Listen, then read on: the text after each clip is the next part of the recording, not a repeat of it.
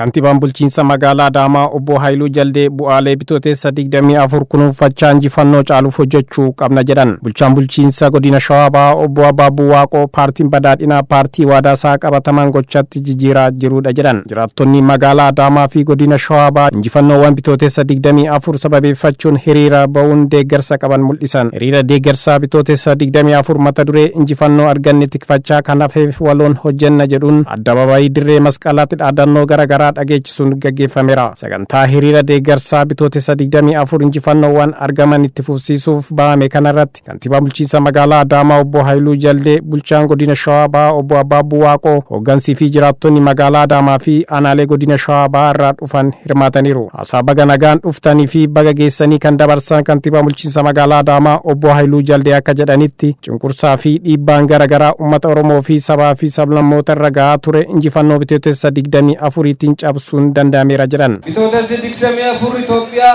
fiixee kufaatii fi bittinnaa'urraa baraaree Itoophiyaa gara boqonnaa haaraatti kan ceesise, gaafilee baroota dheeraa turaniin deebii kennuun biyya gara boqonnaa isa haaraa fi injifannootti tarkaanfachiisaa kan jiruu fi guyyaa kabajamaa fi guyyaa seena qabeessa ta'e. Yaadama ida'amuu muummee ministeera keenyaa Dr. Abiy Ahmediin nu gonfachiisaniin injifannoowwan misoomaa waggoota 6 keessatti argaman tikfachaa badhaadhina biyya keenyaa itti fufsiisuus qabna jedhan. Bu'aawwan bitootessa 24 gama dinagdee, siyaasa, dippiloomaasii fi birootiin galmaan cimnee hojjechuun nageenya naannoo keenyaa eeggachuus qabna jedhan. Adeemsi jijjiiramaa waggoottan 6 darbanii karoora imala badhaadhinaa hojiirra oolchuun magaalonni wabii nyaataa keessatti mirkanaa'e, kalaqaa fi ogummaa dagaagsuu, magaalota ammayyeessuuf, jiruuf jireenya uummataaf akka mijooftuu taatu gochuuf xiyyeeffannoo olaanaadhaan hojjetamaa dhufee jira.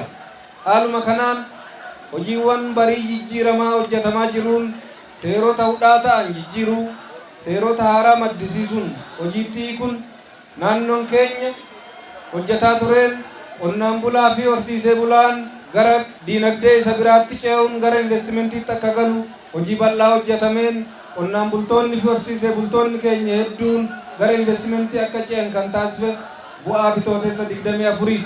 Kana malees jedhan obbo Haayiluun yaadama ida'amuutiin sabaa fi sablammoonni tokkummaan jiraachuu, jiruuf jireenya qonnaan bulaa jijjiiruun, oomishtummaa guddisuu, qonna magaalaa babal'isuu, bu'uuraalee misoomaa hojjechuun, hawaasa fayyadamoo taasisuu, inisheetivoota misoomaa cimsuun, magaalota ammayyoomsuun, itti fayyadama teekinooloojii cimsuun badhaadhina waloo mirkaneessuuf xiyyeeffannaan hojjetamaa jira jedhan. Bulchaan bulchiinsa godina Shawaa Bahaa obbo Abaabuu Waaqoo akka jedhanitti bitootessi 24 guyyaa seena qabeessa uummanni Oromoo itti gonfate, guyyaa biiftuun bilisummaa fi walqixxummaa sabaaf sablammoota Itoophiyaa itti mirkanaa'ee fi gonfatame ta'uu ibsan. Bitootessi 24 guyyaa Oromoodhaaf injifannoo guddaa ittiin gaggeeffamu qofa osoo hin taane guyyaa sabaaf sablammiin biyya kanaa moggatti dhiibbamee bahe, abbaa biyyummaa isaatti mirkaneeffate, olaantummaa tokko osoo hin taane olaantummaa saboota hundaa kan hammateetii fi guyyaan bitootessa 24 guyyaa sabaaf sablammiin biyya kanaa qixatti biyya Itoophiyaatti fayyadamuutii fi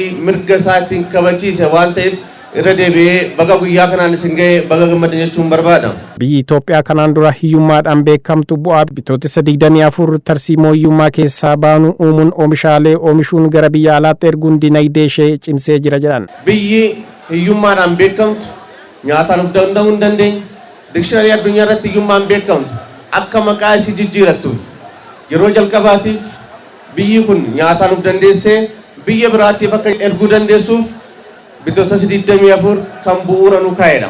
Pirojektiin hidha haaromsa guddicha Abbayyaa qormaatilee hedduu alaa mudatee danda'uun dippiloomaasii biyyattii cimsuun akka xumuramuuf humna ibsaa akka argannuuf shoora olaanaa gumaachuu ibsuun duudhaa fi safuu uummata Oromoo akka cimuuf hojiin bal'aan hojjetamaa jiraachuus ibsan. Pirojektii gurguddoo akka hidha laga haaromsaa kanaan dura gaafa bitootessa 24 duratti rakkoo keessa ture. Kun saamamee kun rakkoo walxaxaa keessa jiru akka addunyaattis siyaasa addunyaa biyyoota gurguddoo kan ta'e kabajamoo muummichi ministeeraa keenya tarsiimoo isaan kaaniin pirojektiin kun xaxama akkasii keessaa bahee saamama akkasii keessaa bahee tajaajila kennuu kan eegaleetiif waggoottan 9-10 keessatti parsantii 10-15 caalaa kan hin raawwatamne ture. Waggaa 5-6 kana keessatti parsantii mana 90 seenee humna ibsaa maddisiisuu kan eegaleedha. Kun injifannoo bitootessa diddamii afuriiti. qormaataa fi rakkoo namtolchee fi uumamaan wayita addunyaan qoramaa jirtu biyyi keenya dandamachuun carraa argame kana gara misoomaatti jijjiiruun nageenya biyya keenyaa mirkaneessuuf injifannoowwan bitootessa 24 kana cimsinee itti fufsiisuu qabna jedhan obbo Abbaabuun. Hirmaattonni hiriirichaa irratti qooda fudhatan tokko tokkos akka jedhanitti bitootessi 24 uummata Oromoodhaaf guyyaa addaa injifannoo boonsaa itti argaman biyya keenya bulchaa jiru waan ta'eef kana deeggaruu fi itti fufsiisuuf hiriira kana baanee jirra jedhan. Uummata bulchiinsa magaalaa Adaamaa dabalatee ummata godina Shawaa Bahaa wajjin har'a sagantaa yaadannoo muummichi ministeeraa keenya bitootessa 24 bara 2010 karaa aangootti dhufuun isaanii hin beekama. Waggaa waggaan guyyaan kun kan yaadatamu.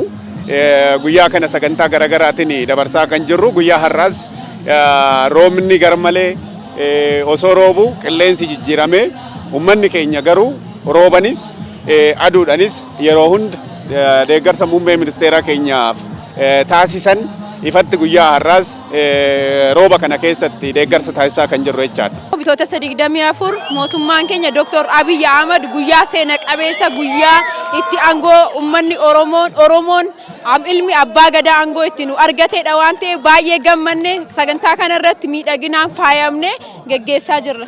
Bitootessa 24 gaafa yaadannu waan baay'ee yaadanna.